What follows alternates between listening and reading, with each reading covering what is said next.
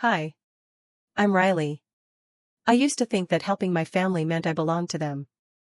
That every late-night transfer, every emergency loan, every unspoken sacrifice, was building something we all shared. But I was wrong. Last week, I came home for Grandpa's 80th birthday. There were tulips on the table, champagne and flutes, applause for a speech I didn't give. And then the announcement came: my parents had signed over the downtown condo to Savannah.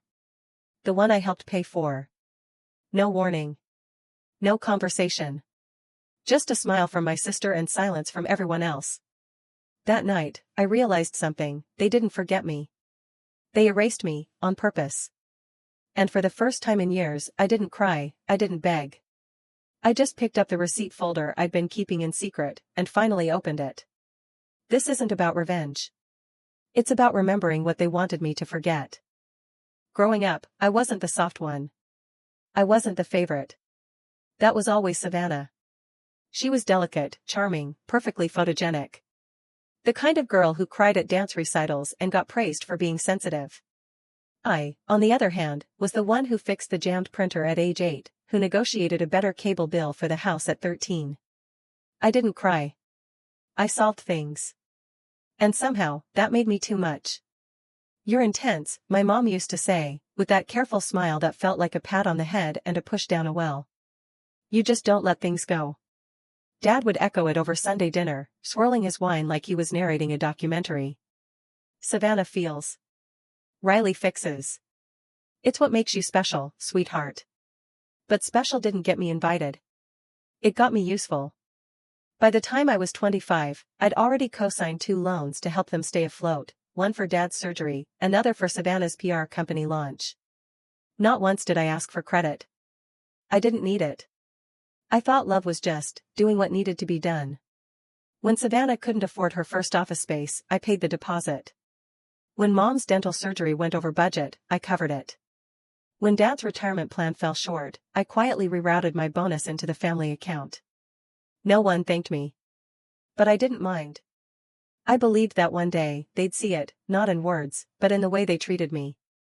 I believed my effort was building trust, belonging. I was wrong. Over the years, I watched as Savannah was celebrated for things I silently built. When she got featured in a local magazine as a young visionary, she never mentioned the silent partner behind her firm's funding. My parents gushed about how far she'd come. I clapped too. Because that's what you do for family, right? That's what I told myself, every time I was left out of photos, every time my ideas were repackaged as Savannah's breakthrough, every time Mom said, "Not everyone wants the spotlight like you do." Funny thing is, I never wanted the spotlight. I just didn't want to be the scaffolding holding it up, invisible while it lit up someone else. But that night, at Grandpa's dinner, when the lights were quite literally dimmed for Savannah's toast, and I sat there holding a gift bag no one even asked to see, I realized this wasn't neglect. It was a pattern. And I had been helping them draw it. Grandpa's 80th wasn't even a real party. It was an excuse. A setup dressed in tulips and vintage glassware. The invitation came via group text. "Just family," Mom wrote. 6 p.m. sharp. "We'll have cake." I arrived early, holding a cheesecake from the French place she loved and a gift bag with something I thought might bridge the distance between us, a restored music box from my childhood. The house looked exactly the same: white brick, gold accents, the smell of sandalwood and guilt. Savannah greeted me first. Curled hair, pressed linen, that familiar smile like a weapon wrapped in charm. "Riley," she said like she'd rehearsed it. "You came." Of course, I smiled. Wouldn't miss it. Dinner was already set. Candles, wine, too much silverware. Grandpa wasn't even seated at the head. He was off to the side in his wheelchair, half asleep. We made small talk. Houston traffic. Savannah's latest campaign. I offered polite nods, but mostly, I listened. That's what I'd always done. Then Dad set his fork down with a tap. "We wanted to share something," he said. My mother beamed. "We gave Savannah the downtown condo. The one in the tower." My mind blanked. I blinked. "You mean, the Kirby unit?" "The view is perfect for her brand," Mom added, sipping wine. "You wouldn't like it. Too flashy." Savannah chimed in, all faux humility. My job demands a certain image. Optics matter, especially with donors. I said nothing. My hands sat folded in my lap. I looked at Grandpa. He hadn't moved. I mean, Savannah laughed, you've always preferred your space. You're so independent. That word again. Independent. Their favorite word for pushing me out. Dad nodded, swirling his drink. We figured you'd want to invest in yourself. Startups, right? That was when it hit me. This wasn't a misstep. This was choreographed. They waited until I was seated, smiling, gift in hand, just to deliver the blow. No room for questions. No moment to process. Just decision, announcement, applause. I excused myself after dessert. No one stopped me. At the door, Mom followed. Savannah suggested we invite you, she said lightly. Thought it'd be nice to include you. Include me. I nodded, gripped the gift bag tighter, and stepped into the night. In the car, I set the music box on the seat beside me. My name was etched across its lid. The same name now erased from deeds, from accounts, from dinner table introductions. I didn't cry. I didn't scream. I drove in silence. Back at my apartment, I placed the cheesecake in the fridge, untouched. I sat down at my desk, opened my laptop, and logged into an account I hadn't checked in months. The joint family fund. The one I kept topping off. I stared at the balance. Still enough to save someone. I transferred every last dollar into a private account. No shared access. No recovery email. Just mine. Then I closed the browser. Slowly. Carefully. Like I was sealing something behind glass. Not revenge. Not yet. But it was the first line drawn. And I wasn't going to erase it. The next morning, I woke up before sunrise. Not because I couldn't sleep, I had slept, deeply, for the first time in months. Not the peaceful kind, but the kind your body allows when it knows you've made a decision. I didn't check my phone. I didn't open my email. I just stood by the window and watched Houston slowly come to life. The light crept across the buildings like a secret being revealed. There was no dramatic text from Mom. No follow-up from Savannah. Just silence. And for once, I didn't rush to fill it. Instead, I opened my laptop and clicked on a folder I had quietly named Family Transfers. Inside, 6 years of receipts, bank statements, Venmo screenshots, loan agreements, tax filings. Every penny I'd poured into our shared emergencies. Dad's new knee. Mom's veneers. Savannah's botched branding campaign. I had saved them all. Not out of suspicion, out of habit. Because when you're the dependable one, you build a habit of backing yourself up. Just in case. Well, this was the case. That afternoon, I dropped by Monica's apartment, my best friend since college, and the only person who never asked for more than I offered. She opened the door in leggings and a top knot, holding a smoothie in one hand and a raised eyebrow in the other. They finally did it, didn't they? I just nodded. She stepped aside. Shoes off. Laptop open. We're making copies. For hours, we scanned. Organized. Annotated. She color-coded by category, housing, medical, business, emotional blackmail. I laughed for the first time in days. At one point, Monica paused and looked at me. Are you filing? I'm not sure yet, I said. But I'm done pretending this is okay. That night, back at my apartment, I packed the few things I still had at my parents' place, backup clothes, old chargers, files I never moved out. I didn't leave a note. I canceled autopay on the family card. I revoked access to the shared Dropbox folder. I unlinked my phone from the house alarm system. Not in anger. In clarity. Then I opened the group chat we'd used for holidays, birthdays, donation drives, and quietly left it. No message. Just exited. The next morning, my phone buzzed. Savannah, did you mean to leave the group? I didn't respond. 10 minutes later, Mom called. I let it ring. Then Dad. Straight to voicemail.